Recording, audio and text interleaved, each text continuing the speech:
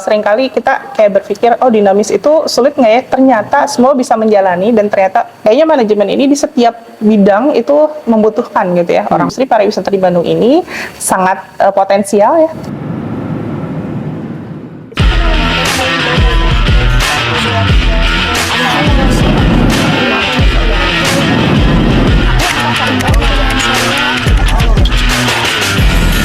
Assalamualaikum warahmatullahi wabarakatuh. Welcome back to our YouTube channel di Dialog Dosen bersama saya Yupi Triani. Dan kali ini saya akan berbincang-bincang dengan salah satu narasumber kita yang sangat luar biasa, Ibu Vera Yunita MSM. Apa kabar Ibu? Welcome to our YouTube channel. Ya, baru pertama kali di sini ya. Iya. Tapi memang program ini juga baru Bu, Dialog Dosen, dan ini memang ruangnya dosen untuk bercerita. Enggak sih? Bisa cerita banyak ya di sini. Cerita banyak. Sebenarnya nggak selalu dosen, tapi point of view-nya seorang akademisi bisa ditumpahkan di sini dalam hal apapun gitu. Nah, kebetulan Ibu Vera ini adalah ketua prodi dari manajemen di Universitas Salim Sanusi Bandung. Ibu sudah berapa lama menjabat? Paling lama kayaknya paling lama ya 5 tahun adalah ya untuk jadi prodi manajemen ini. Betul. Tapi sebagai kaprodi pertama dari mulai UHS berdiri ya Bu ya, Ibu seperti apa melihat perkembangan UHS khususnya di prodi manajemen? Ya, kalau untuk perkembangan UHS alhamdulillah menggembirakan ya, positif ya untuk perkembangannya. Saya melihat bahwa banyak terjadi hal-hal yang signifikan di UHS ya, terutama kalau mahasiswa yang ngikutin nih dari awal masuk ke UHS sampai sekarang kayaknya akan merasakan dinamika yang sangat banyak ya di UHS ya, sangat dinamis. Dan dia seringkali kita kayak berpikir, oh dinamis itu sulit nggak ya? Ternyata semua bisa menjalani dan ternyata banyak experience di sana gitu. Jadi para alumni gitu ya, alumni yang mendengarkan siaran ini mungkin ya, ada nggak ya alumni? Ada dong, alumni manajemen. Semoga ada yang mendengarkan siaran ini ya para alumni, mudah-mudahan bisa mengingat kembali betapa menyenangkannya kuliah di UHS ya teman-teman. Termasuk saya ada di situ dari tahun 2000. Sama juga kan ya? 2019 ya Bu. Jadi memang ya betul sekali dinamis. Nah, tapi kalau untuk manajemen sendiri gimana Bu? Grafiknya tuh gimana mahasiswanya? Kalau manajemen ya yang namanya ya dinamis ya, berarti kan ada fluktuatif ya. Cuman cenderung ada kenaikan ya. Jadi semuanya animo masyarakat mulai meningkat untuk kuliah di UHS ya. Di prodi manajemen terutama karena mungkin menyadari bahwa prodi manajemen ini adalah salah satu prodi yang potensial ya. Kayaknya setiap perusahaan ada deh yang membutuhkan bidang manajemen gitu. Bahkan nggak di perusahaan aja. Sekolah pun bahkan sekarang membutuhkan gitu ya pendekatan-pendekatan yang punya basic manajemen seperti itu. Jadi betapa luasnya bidang manajemen ini sehingga peminatnya semakin lama semakin banyak gitu. Makanya manajemen itu menjadi salah satu prodi terfavorit di UHS karena mahasiswanya tuh banyak. Alhamdulillah ya Bu ya, semoga tahun ini bisa 1000 mahasiswa. Amin. Ya, amin. Nah, tapi sebelum kita jauh lebih lanjut nih ngomongin manajemen itu apa aja, boleh mungkin dijelaskan ke audiens. Jadi apa sih itu program studi manajemen tuh apa gitu? Ruang lingkupnya tuh apa aja yang dipelajari biar teman-teman calon mahasiswa lebih paham. Ya, kalau untuk program studi manajemen ini teman-teman yang berminat ya, terutama barangkali belum terlalu mengenal prodi manajemen. Jadi manajemen itu secara umum adalah mengenai pengelolaan sumber daya. Jadi teman-teman yang ingin tahu bagaimana cara mengelola sumber daya yang ada, nanti konteksnya bisa perusahaan misalnya, atau misalnya di lembaga-lembaga lain yang non perusahaan. Misalnya teman-teman pengen jadi ASN atau pengen jadi wirausahawan gitu ya, entrepreneur misalnya seperti ini yang lagi tren. Teman-teman bisa mengaplikasikan pengelolaan sumber daya ini atau manajemen ini di semua bidang pekerjaan gitu. Jadi sangat luas sekali gitu ya cakupannya. Ya bener, jelas ya Bu. Nah, manajemen ini kan pengelolaan, berarti masih umum ya? Masih umum, betul. Nah, terus ruang lingkup yang dipelajarinya tuh seperti apa jadinya? Apa aja? Ya, manajemen ini sebetulnya lebih ke pendekatan ekonomi ya.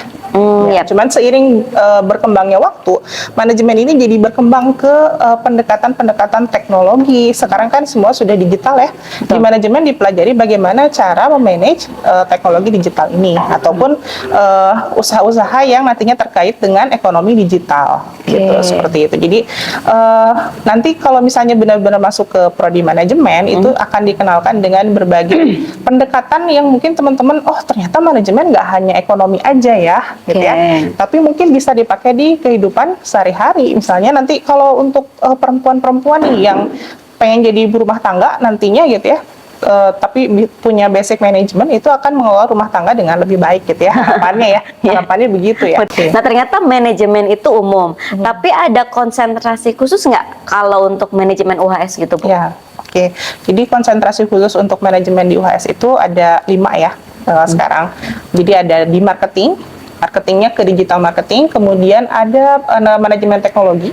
Jadi manajemen pendekatan kewirausahaan tetapi berbasis teknologi. Ya, kemudian ada manajemen keuangan, manajemen perbankan, satu lagi ke arah hospitality. Jadi kita ke arah manajemen yang mengarah ke industri-industri yang berhubungan dengan pariwisata. Kan sekarang banyak tuh orang-orang sangat berminat dengan pariwisata ya. Jadi industri ini sangat besar potensinya, sehingga kita tidak mungkin untuk tidak membahas ini nih, tidak memasukkan aspek ini ke manajemen, itu adalah sesuatu yang sayang banget gitu, karena potensinya sangat besar seperti itu. Berarti lebih ke manajemen pariwisata nantinya ya? Akan menyentuh manajemen pariwisata, industrinya pariwisata seperti itu. Tapi itu akan jadi mata kuliah pilihan atau gimana Bu? Jadi Penjurusannya ada nanti? bagian mata kuliah wajibnya dan juga ada bagian dari mata kuliah pilihannya. Jadi teman-teman kalau penasaran dan tertarik untuk masuk industri itu bisa masuk ke prodi manajemen UHS, karena di yang lain belum terlalu dibahas. Tentang manajemen Ya, pariwisata. hospitality. Kecuali kalau misalnya teman-teman masuk ke vokasi ya.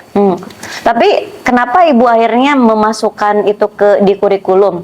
Seberapa besar Ibu melihat potensi itu di industri pekerjaan? Ya, kalau di industri pekerjaan, hospitality ini terutama di Bandung ya, karena Universitas Halim Sanusi ini di Bandung ya. Dia terletaknya di Bandung, sehingga industri pariwisata di Bandung ini sangat potensial ya, terutama kan orang-orang udah spending uangnya untuk liburan gitu ya, healing. Nah ini adalah potensi yang besar untuk industri pariwisata, sehingga dijadikan sebagai salah satu pembelajaran gitu ya bagi mahasiswa, supaya nantinya mahasiswa-mahasiswa bisa melihat peluang seperti apa sih yang muncul dari industri pariwisata. Harapannya sih bisa bikin usaha baru di bidang pariwisata ini gitu. Karena Seperti memang itu. potensi di industri kerjanya pun besar ya permintaannya, Betul, permintaannya apalagi sangat tadi besar. Bandung. Kayaknya kalau untuk pariwisata liburan orang udah bikin manajemen liburan dari tahun lalu. Ya, banyak Jadi- konten kreator juga sebenarnya itu ada sebuah industri nggak sih? Iya Gitu ya. benar Bu, Jadi, benar-benar. sebetulnya jadinya menambah luas potensi teman-teman untuk mengembangkan si industri pariwisata ini. Gitu. Iya. Banyak konten kreator yang nge-review tempat dan lain sebagainya, itu bisa menjadi sebuah bisnis juga ya, betul kan. Nah, kalau kurikulum dan mata kuliah itu apa aja?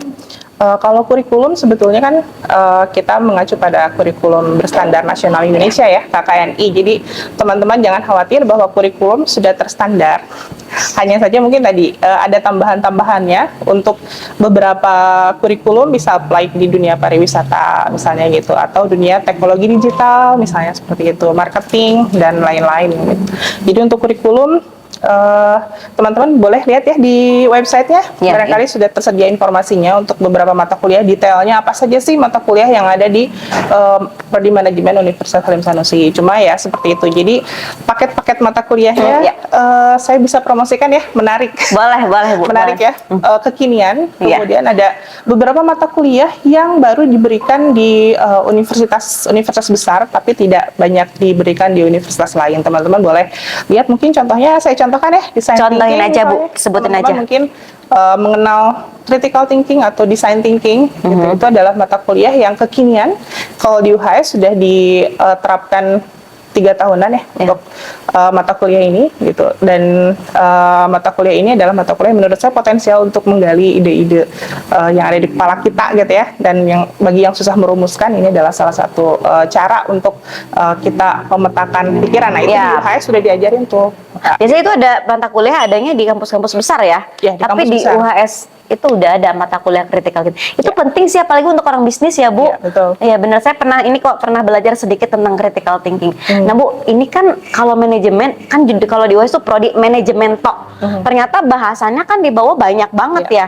Manajemen finance, dan itu dibahas. Berarti sebenarnya dibahasnya hanya permukaannya saja atau mendalam, misalnya kayak human resource-nya, finance-nya, atau manajemen bisnis itu gimana?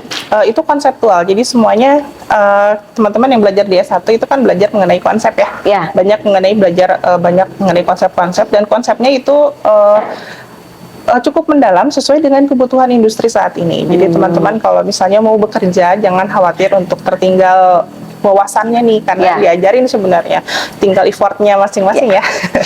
Sebenarnya gitu. kalau lulusan manajemen tuh baik dicari sih, karena banyak banget misalnya PNS aja tuh banyak cari orang manajemen dan lain sebagainya. Semua bidang, semua instansi kayaknya butuh sih orang manajemen.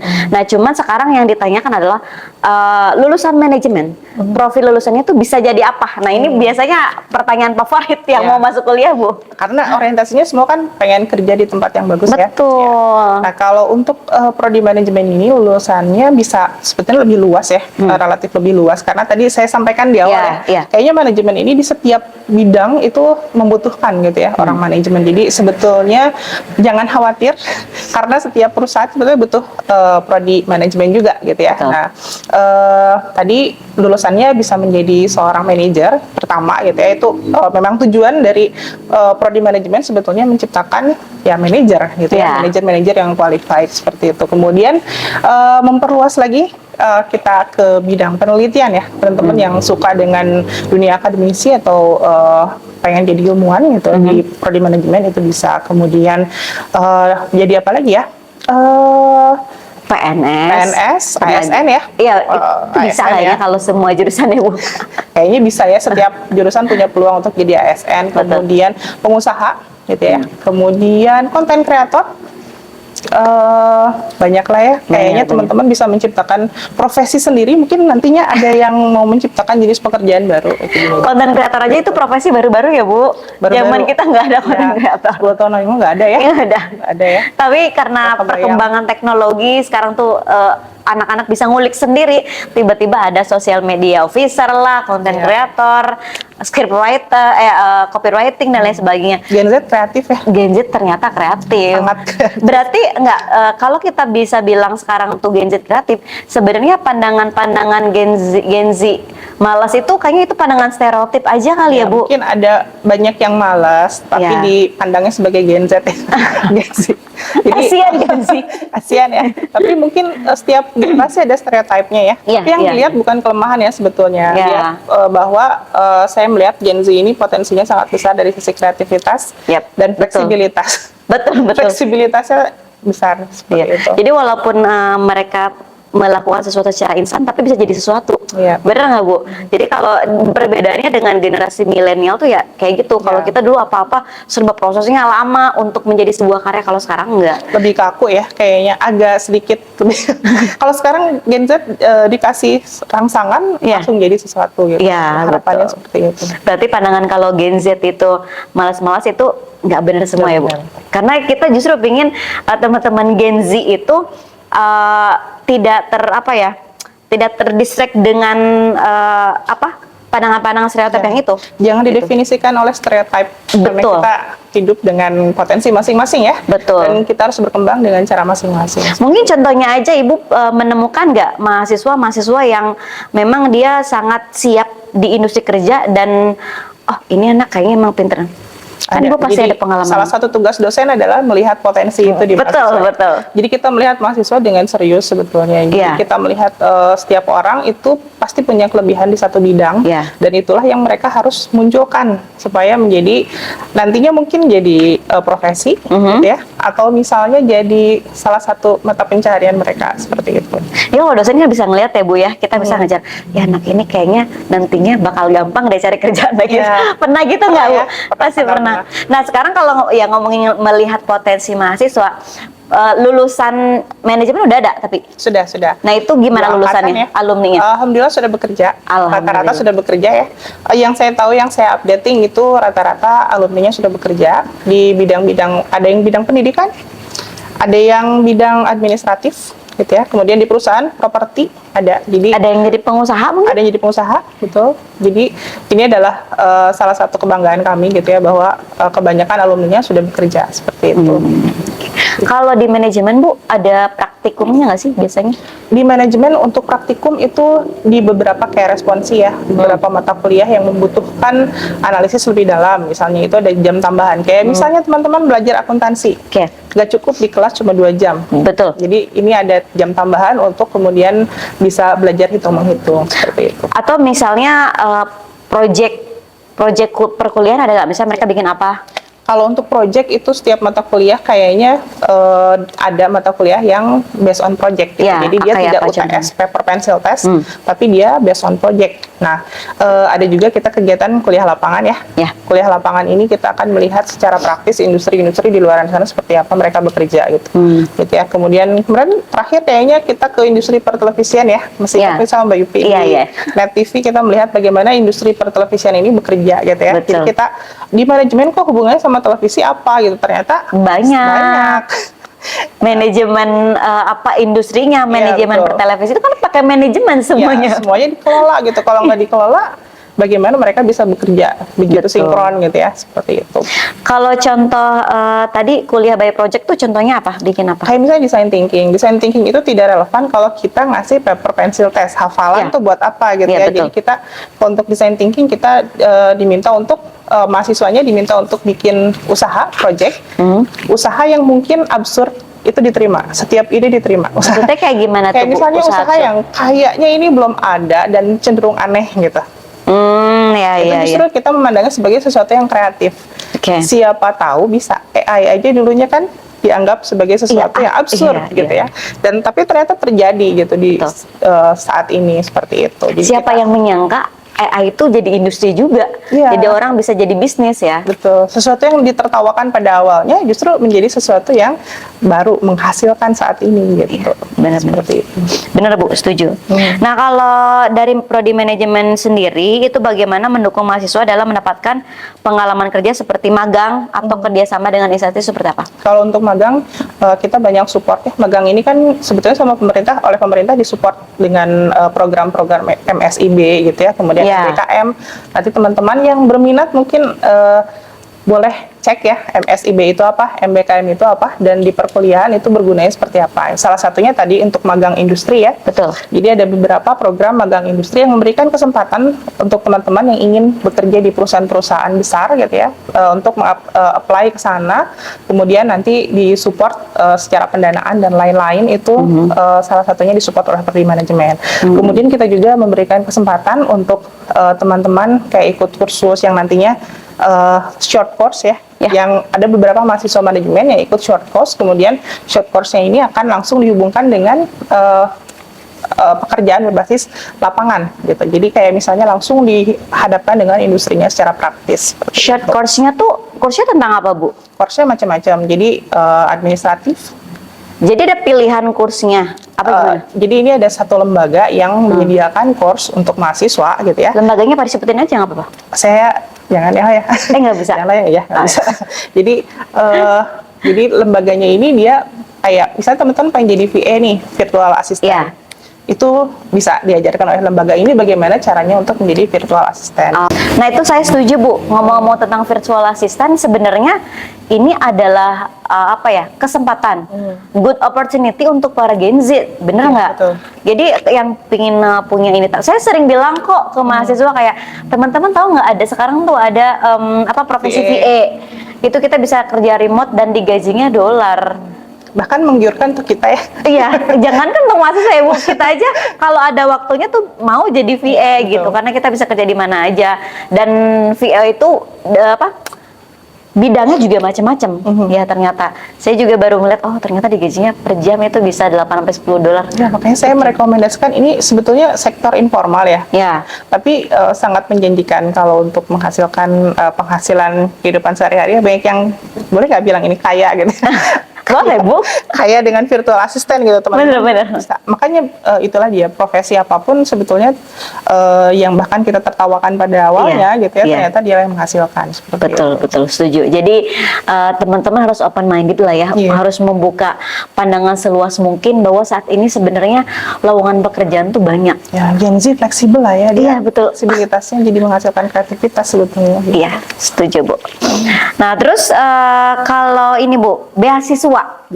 untuk manajemen sendiri itu gimana? Ya, kalau untuk peluang beasiswa teman-teman yang Gen Z itu kreatif ya, untuk mencari informasi kan mereka jago banget nih. Iya. Tiba-tiba dapat dari mana gitu. Tapi di kita tuh peluangnya banyak. Ada beasiswa Baznas gitu ya, kemudian beasiswa dari BRIN ya, kalau nggak Iya. salah dari BRIN, kemudian beasiswa internal mungkin barangkali. Mbak Beasiswa Yati? internal ada beasiswa tahfiz. Beasiswa tahfiz. Ya, Bagi jadi teman-teman kalau full tahfiz 30 juz itu udah gratis. Oke, ya. Jadi informasinya adalah bidang tahfiz, ada peluang sekolah gratis, tapi harus full ya. Ya. 30 juz. Boleh nggak sih setengah-setengah gitu? Kalau 5 ya juz? kalau setengah misal 15 juz itu 50%. Oh, oke, beasiswanya. sudah tersampaikan ya informasinya.